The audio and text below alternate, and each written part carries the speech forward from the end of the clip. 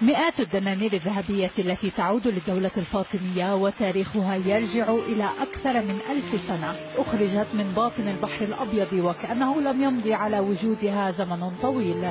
خبراء الآثار الإسرائيليون يقومون بترقيمها ومعاينتها، فالدنانير وأرباع الدنانير المصنوعة من ذهب بعيار 24 قيراطا والبالغ عددها نحو 2000 قطعة وجدت لماعة براقة، ما عدا بعض الشوائب التي لم تؤثر على جمالها وقيمتها. ففي إطار كل قطعة تاريخ صكها واسم الخليفة الفاطمي، إضافة إلى مكان صكها وهو صقلية جنوب إيطاليا، والتي كانت جزءا من الدولة الفاطمية في ذاك الوقت.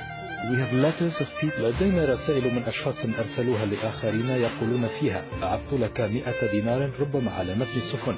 هذا أحد السيناريوهات، وربما تكون هذه أموال الحاكم التي يدفعها لجنوده.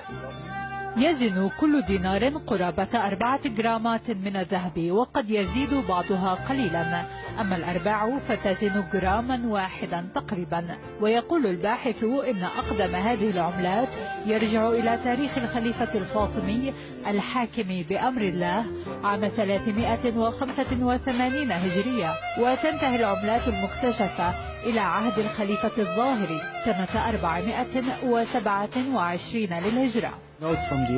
ما نعرفه أنه في مطلع القرن ال12 كانت خزينة الدولة الفاطمية مليئة بنحو 12 مليون دينار. الفاطميون كانوا حكاما أثرياء للغاية وحكموا إمبراطورية ضخمة.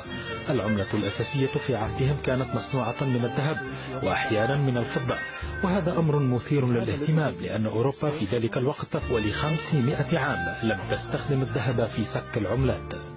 ويصف علماء الآثار القطع النقدية بأنها موسوعات تاريخية، لأن كل دولة أو حاكم إلى يومنا هذا يهتم بصك رموزه الدينية أو القومية على العملات النقدية، فينشر بذلك أيديولوجيات مختلفة بين أيدي من يتداولها.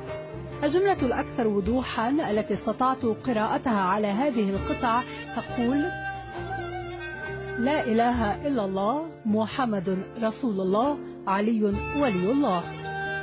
من القدس، داليا النمري، RT.